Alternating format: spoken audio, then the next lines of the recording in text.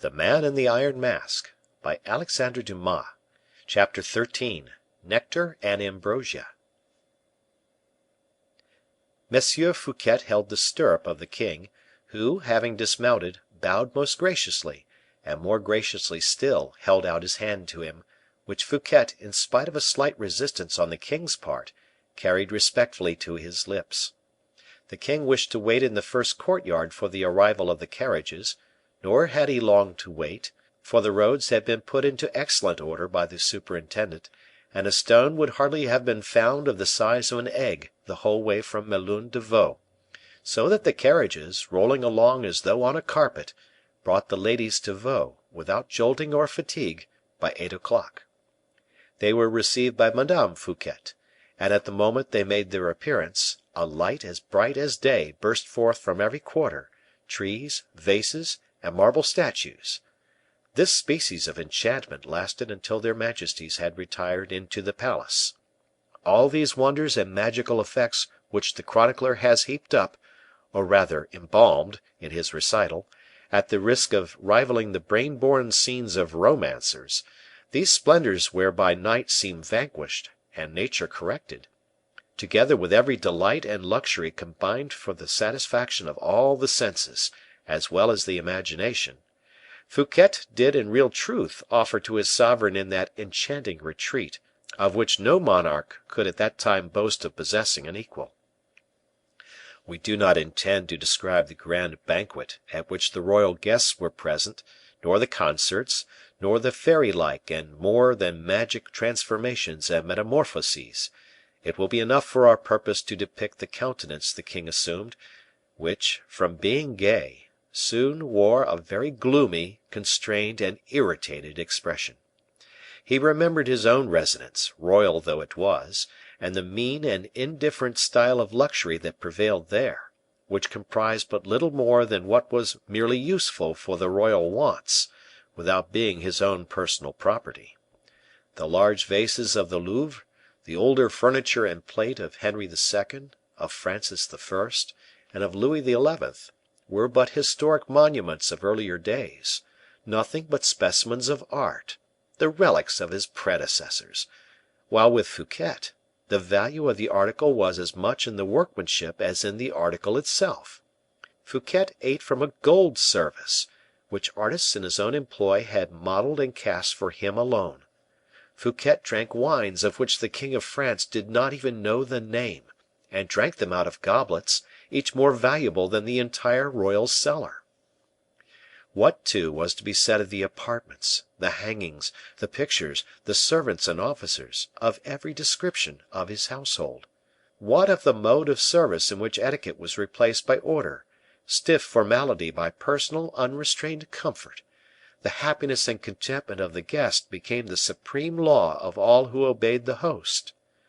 The perfect swarm of busily engaged persons moving about noiselessly, the multitude of guests, who were, however, even less numerous than the servants who waited on them, the myriad of exquisitely prepared dishes, of gold and silver vases, the floods of dazzling light, the masses of unknown flowers of which the hothouses had been despoiled, redundant with luxuriance of unequaled scent and beauty, the perfect harmony of the surroundings, which, indeed, was no more than the prelude of the promised fete, charmed all who were there, and they testified their admiration over and over again, not by voice or gesture, but by deep silence and rapt attention, those two languages of the courtier which acknowledge the hand of no master powerful enough to restrain them.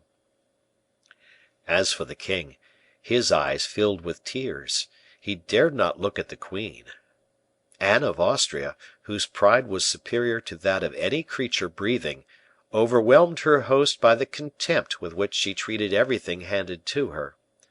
The young queen, kind hearted by nature and curious by disposition, praised Fouquet, ate with an exceedingly good appetite, and asked the names of the strange fruits as they were placed upon the table. Fouquet replied that he was not aware of their names. The fruits came from his own stores; he had often cultivated them himself, having an intimate acquaintance with the cultivation of exotic fruits and plants. The king felt and appreciated the delicacy of the replies, but was only the more humiliated. He thought the queen a little too familiar in her manners, and that Anne of Austria resembled Juno a little too much, in being too proud and haughty. His chief anxiety, however, was himself, that he might remain cold and distant in his behavior, bordering lightly the limits of supreme disdain or simple admiration. But Fouquet had foreseen all this.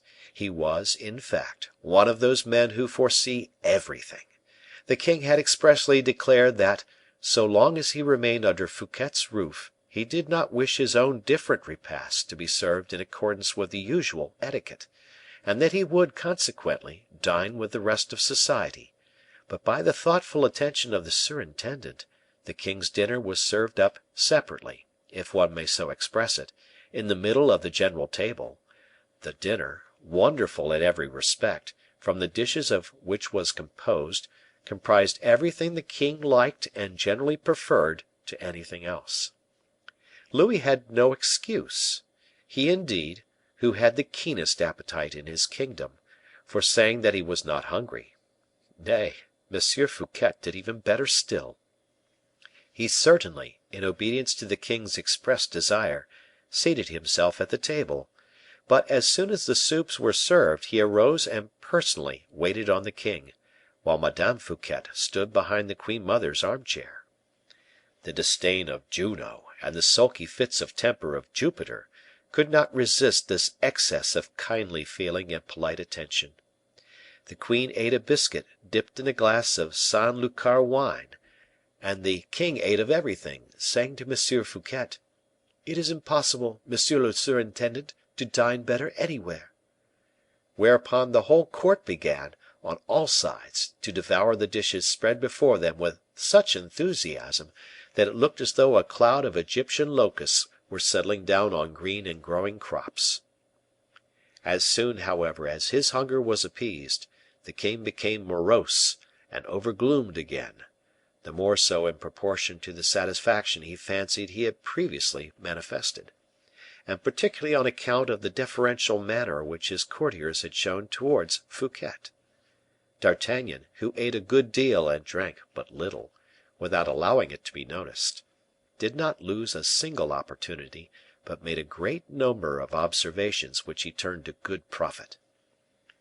When the supper was finished, the king expressed a wish not to lose the promenade. The park was illuminated. The moon, too, as if she had placed herself at the orders of the Lord of Vaux, silvered the trees and lake with her own bright and quasi phosphorescent light.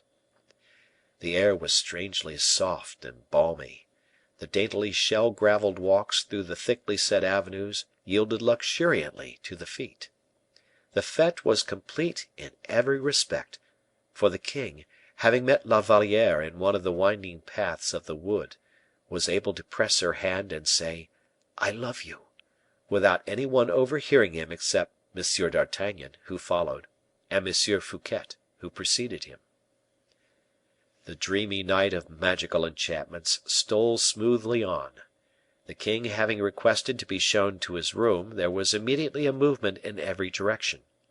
The queens passed to their own apartments, accompanied by the music of theorbos and lutes.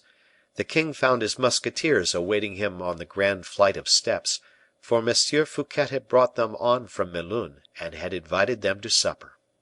D'Artagnan's suspicions at once disappeared.